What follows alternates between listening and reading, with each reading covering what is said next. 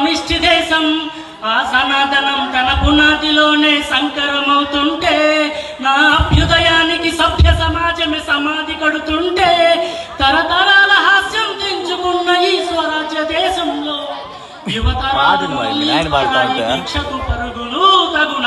I love my India, mother India, you do love India, do love mother India.